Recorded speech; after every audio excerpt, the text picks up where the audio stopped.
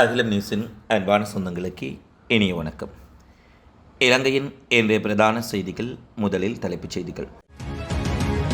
மத்திய கிழக்கு போரினால் இலங்கைக்கு காத்திருக்கும் பேராபத்து, ஜனாதிபதி வெளியிட்டுள்ள அதிரடி அறிவிப்பு. மின்னேரியாவில் பயங்கர விபத்து, 10 பேர் வைத்தியசாலையில் அனுமதி. இலங்கையில் எரிபொருள் நெருக்கடி ஏற்படுமா, வெளியானது அறிவிப்பு. பாடசாலைகள் ஆரம்பம், கல்வி அமைச்சு அறிவிப்பு. நேருக்கு நேர் மோதிய மோட்டார் சைக்கிள்கள், 2 விபத்துகளில் பெண்கள் உட்பட 2 உயிரிழப்பு. மத்திய கிழக்கு முழுவதும் குண்டுமழை, இலங்கையர்களின் நிலை தொடர்பில் வெளியான அதிர்ச்சி ரிப்போர்ட். மத்திய கிழக்கில் போர் பதற்றம், இலங்கைக்கு ஏற்பட்டுள்ள புதிய நெருக்கடி. இஸ்ரேல் மீதான தாக்குதலில் இலங்கையர் காயம். மத்திய கிழக்கு பதற்றம், கடும் பாதுகாப்பு கொழும்பு முழுவதும் அமல்படுத்தப்பட்டிருப்பதாக தகவல். இலங்கையில் 5 லட்சத்தை அண்மிக்கும் தங்கத்தின் விலை, விழிபிதுங்கும் மக்கள். தொடர்பென விரிவான செய்திகள். ஜனாதிபதி அன்றகுமார் திசாநாயக்கா சற்று முன்னர் நாடாளுமன்றத்திற்கு வருகை தந்து மத்திய கிழக்கில் நிலவும் போர் தொடர்பான தனது நிலைப்பாட்டை அறிவித்துள்ளார். மத்திய கிழக்கில் தற்போது நிலவும் மோதலில் ஈடுபட்டுள்ள அனைத்து தரப்பினரும் விரைவில் அமைதியான சூழ்நிலைக்கு வர வேண்டும் என இலங்கை எதிர்பார்க்கின்றது. ஏனெனில் இது இலங்கை உட்பட முழு உலகின் பொருளாதாரத்தையும் மிகப்பெரிய அளவில் பாதிக்கின்றது. மத்திய கிழக்கில் போரில் ஈடுபட்டுள்ள அனைத்து தரப்பினரும் அமைதியாக உலகத்தை கட்டுப்படுத்த தேவையான அர்ப்பணிப்பு மற்றும் வழிகாட்டுதலை விரைவில் வழங்க வேண்டும். எந்தவொரு போர் மோதலும் எந்தவொரு மக்களும் சாதகமான சூழ்நிலையை உருவாக்காது. தொழில்நுட்பம் மற்றும் இராணுவத்தின் அடிப்படையில் பெரிய ஆயுதங்கள் மற்றும் தொழில்நுட்ப கருவிகளை உருவாக்கும் உலகத்திற்கு இது எவ்வளவு அழிவுகரமானது என்பதை நாம் அனைவரும் புரிந்து கொள்ள முடியும். இந்த போர் நிலைமை இலங்கை மக்களின் வாழ்க்கையிலும் பெரும் தாக்கத்தை ஏற்படுத்தக்கூடும் என்றும், ஒரு நாடாக இதை சமாளிக்க ஒரு திட்டம் வகுக்கப்படும் என்றும், அமைதியான உலகத்திற்கான சர்வதேச அர்ப்பணிப்பு மூலம் மட்டுமே இதை அடைய முடியும் என்றும் ஜனாதிபதி வலியுறுத்தியுள்ளார். மத்திய கிழக்கில் நடக்கும் போர் எண்ணெய் மற்றும் எரிவாயு விநியோகத்தை சீர்குலைத்து வெளிநாடுகளில் உள்ள இலங்கையர்களுக்கும் பெரும் பிரச்சனையை உருவாக்கக்கூடும் என்றும் அவர் தெரிவித்துள்ளார். சுற்றுலாத்துறை, வெளிநாட்டு பணம் அனுப்புதல், கப்பல் போக்குவரத்து, விமான போக்குவரத்து தொழில்களும் பாதிக்கப்படும் என்று அவர் குறிப்பிட்டுள்ளார். இந்த போர் சூழ்நிலையால் குறுகிய மற்றும் நீண்ட காலத்தில் இலங்கை எதிர்கொள்ளும் பிரச்சினைகளுக்கு தீர்வு காண வேண்டும் என்றும், கடந்த காலத்தின் விரும்பத்தகாத அனுபவங்களால் மக்கள் இதுபோன்ற சூழ்நிலையில் பதட்டமடைவது இயல்பானதென்றும் ஜனாதிபதி குறிப்பிட்டுள்ளார். கபரணி புலனறுவை வீதியில் மின்னேரியா பகுதியில் பேருந்தும் உளவு இயந்திரமும் நேருக்கு நேர் மோதியதில் 10 பேர் வரை காயமடைந்திருப்பதாக செய்திகள் தெரிவிக்கின்றன. ஆடை தொழிற்சாலைக்கு ஊழியர்களை ஏற்றி சென்ற பேருந்து விபத்துக்குள்ளாகியுள்ளதாக முதற்கட்ட அறிக்கையில் தெரிவிக்கப்பட்டுள்ளது. விபத்தில் பேருந்தில் பயணித்த 7 பேர் உட்பட மொத்தம் 10 பேர் காயமடைந்து கபரணி மற்றும் புலனர்வு வைத்தியசாலைகளில் அனுமதிக்கப்பட்டுள்ளார்கள். காயமடைந்தவர்களில் ஒருவரது நிலைமை கவலைக்கிடமாக உள்ளதோடு அவர் மேலதிக சிகிச்சைகளுக்காக தம்புளை வைத்தியசாலைக்கு மாற்றப்பட்டுள்ளதாக போலீசார் மேலும் தெரிவித்துள்ளனர். மத்திய கிழக்கில் நடந்து வரும் போர் காரணமாக இலங்கையில் எரிபொருள் பற்றாக்குறை ஏற்படும் என மக்கள் மத்தியில் அச்சம் ஏற்பட்டுள்ளது. எனினும் நாட்டில் பெரும்பாலான பெட்ரோல் நிலையங்களில் போதுமான எரிபொருள் கையிருப்பதாக எரிபொருள் நிலைய உரிமையாளர் சங்கம் தெரிவித்துள்ளது. விடுமுறை நாட்களாக இருந்த போதிலும் கடந்த சில நாட்களாக பல நிலையங்களுக்கு டீசல் மற்றும் பெட்ரோல் அனுப்பி வைக்கப்பட்டுள்ளதாக அவர்கள் குறிப்பிட்டுள்ளார்கள். தற்போது எரிபொருள் பற்றாக்குறை இல்லை எனவும், வழமை போன்று எரிபொருள் விநியோகம் செய்யப்பட்டு வருவதாகவும் எரிபொருள் நிலைய உரிமையாளர்கள் தெரிவித்துள்ளார்கள். சில பெட்ரோல் நிலையங்களில் எரிபொருள் இல்லை என்று அறிவிப்பு பலகைகள் ஒட்டப்பட்டிருந்தன. மேலும் சில பெட்ரோல் நிலையங்கள் மூடப்பட்டுள்ளது. எரிபொருள் பற்றாக்குறை ஏற்படும் என்ற அச்சத்தில் மக்கள் தங்கள் வாகனங்களுடன் பெட்ரோல் நிலையங்களுக்கு அருகில் நீண்ட வரிசையில் காத்திருந்தனர். எனினும் இன்றைய தினம் பல எரிபொருள் நிரப்பு நிலையங்கள் வழமை போன்று செயற்பட்டு வருகின்றமை குறிப்பிடத்தக்கது.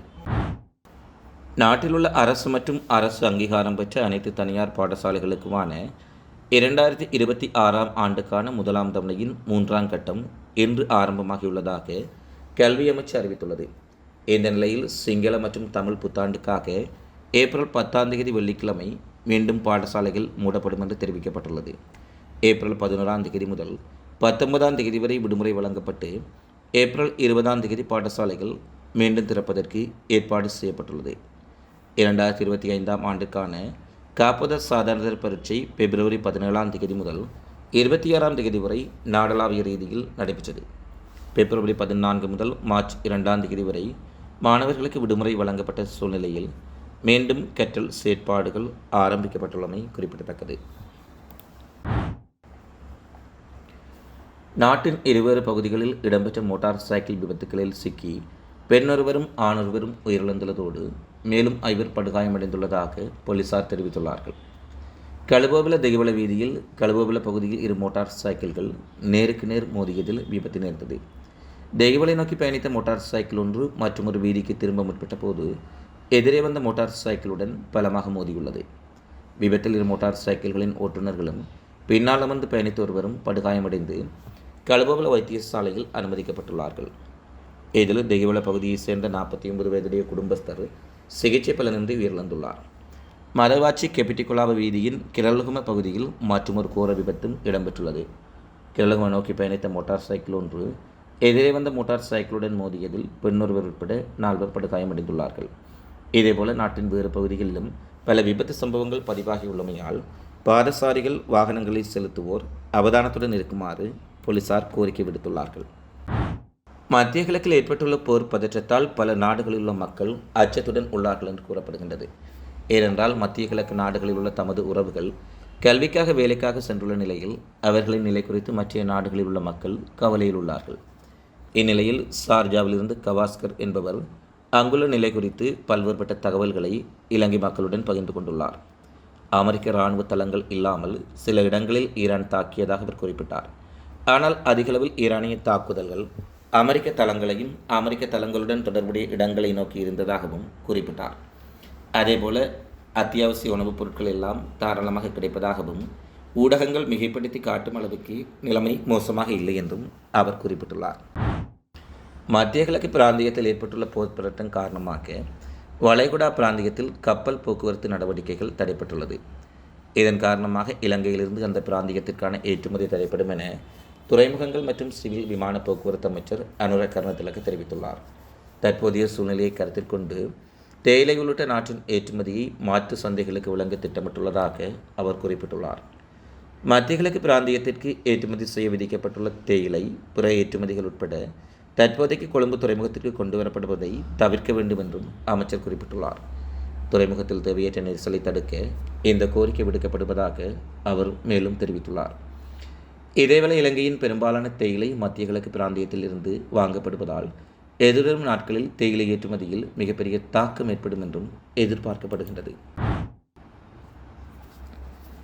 ஸ்டேலில் பணிபுரியும் இலங்கையர் ஒருவர் வான்வெளி தாக்குதலில் சிறு காயங்களுக்குள்ளாகியுள்ளதாக ஸ்டேலுக்கான இலங்கை தூதுவர் நிமல் பண்டார் உறுதிப்படுத்தியுள்ளார். காயமடைந்த நபர் கடவத்தையைச் சேர்ந்த 43 வயதுடைய பெண் என அடையாளம் காணப்பட்டார். அவர் வடக்கு ஸ்டேலில் பராமரிப்பாளராக பணிபுரிந்துள்ளார். அவரது உடல்நிலை குறித்த மேலதிக விவரங்கள் இன்னும் வெளியிடப்படவில்லை. இதேவேளை இஸ்ரேல் மீது ஈரான் இன்றைய தினம் நடத்திய ஏவுகணை தாக்குதலிலும் மிகப்பெரிய இழப்புகள் இஸ்ரேலுக்கு ஏற்பட்டிருப்பதாக சுயாதீன ஊடகங்கள் செய்தி வெளியிட்டுள்ளார்கள். மத்திய கிழக்கில் அதிகரித்து வரும் பதற்ற நிலையை தொடர்ந்து கொழும்பில் உள்ள வெளிநாட்டு தூதரகங்களும் சுற்றுலா பயணிகள் தங்கும் கோட்டல்களுக்கும் விசேட பாதுகாப்பின் கீழ் கொண்டுவரப்பட்டுள்ளதாக போலீசார் தெரிவித்துள்ளார்கள். அனைத்து தொடர்புடைய பிரிவுகளுக்கும் குறிப்பாக சுற்றுலா போலீஸ் பிரிவு உட்பட வெளிநாட்டு பயணிகள் அதிகம் வருகை தரும் முக்கிய இடங்கள் கோட்டல்களிலும் பாதுகாப்பை வலுப்படுத்த போலீஸ் மா அதிபர் உத்தரவிட்டுள்ளார். மத்திய கிழக்கில் நிலவும் தீவிர போர் சூழல் காரணமாக வெளிநாட்டு தூதரகங்களை குறிவைத்து தாக்குதல் அல்லது ஆர்ப்பாட்டங்கள் நடைபெறக்கூடும் என்ற அச்சம் எழுந்துள்ள நிலையில் இந்த நடவடிக்கை எடுக்கப்பட்டுள்ளது. தூதரக வளாகங்களை முற்றுகையிடும் முயற்சிகளையும் கட்டுப்பாட்டை இழக்கும் வன்முறை ஆர்ப்பாட்டங்களையும் தடுக்க முன்கூட்டிய பாதுகாப்பு ஏற்பாடுகள் செய்யப்பட்டுள்ளதாக அவர் குறிப்பிட்டுள்ளார். இதற்கிடையில் ரோந்து பிரிவுகள் தூதரகங்கள் அமைந்துள்ள வலயங்களிலும் சுற்றுலா முக்கிய பகுதிகளிலும் பகல் இரவு ரோந்து பணியில் ஈடுபட்டு பாதுகாப்பு மீறல்கள் ஏற்படாதவாறு கண்காணித்து வருகின்றார்கள். அத்துடன் நாட்டின் பல பகுதிகளிலும் செயற்படும் சபாத் மையங்களுக்கு 24 மணி நேர பாதுகாப்பு வழங்கப்படுவதாகவும் போலீசார் தெரிவித்துள்ளார்கள். இலங்கையில் தங்க சந்தையில் இன்று தங்கம் பவுனொன்றின் விலை 15,000 ரூபாவால் அதிகரித்துள்ளது. சர்வதேச சந்தையில் நிலவி வரும் போர் பதற்றங்கள் மற்றும் பொருளாதார மாற்றங்கள் காரணமாக உள்நாட்டு சந்தையிலும் தங்கத்தின் விலை அதிகரிப்பு ஏற்பட்டுள்ளதாக அகில இலங்கை நகை வியாபாரிகள் சங்கம் தெரிவித்துள்ளது. அந்த வகையில் இலங்கையில் தற்போதைய தங்க விலை நிலவரப்படி 24 கேரட் தங்கம் பவுனொன்றுக்கு 4,25,000 ரூபாவாக விற்பனை செய்யப்படுகின்றது. 22 கேரட் தங்கம் பவுனொன்றிற்கு 3,93,000 ரூபாயாகவும் 22 கேரட் தங்கம் பவுனொன்றுக்கு 3,93,000 ரூபாவாகவும் விற்பனை செய்யப்படுகின்றது. திடீரென தங்கத்தின் விலை பாரிய அளவில் உயர்ந்துள்ளமை மக்கள் மத்தியில் அதிர்ச்சியை ஏற்படுத்தியுள்ளது. இத்துடன் இலங்கையின் இன்றைய பிரதான செய்திகள் நிறைவடைகின்றன. தொடர்ந்தும் இலங்கை செய்திகளை உடனுக்குடன் அறிந்து கொள்ள அகிலம் நியூஸுடன் இணைந்திருங்கள். உங்கள் மதிப்பான கருத்துக்களை கீழே கமெண்ட்ஸில் பதிவிடுங்கள். மீண்டும் அடுத்த காணொளியில் சந்திப்போம்.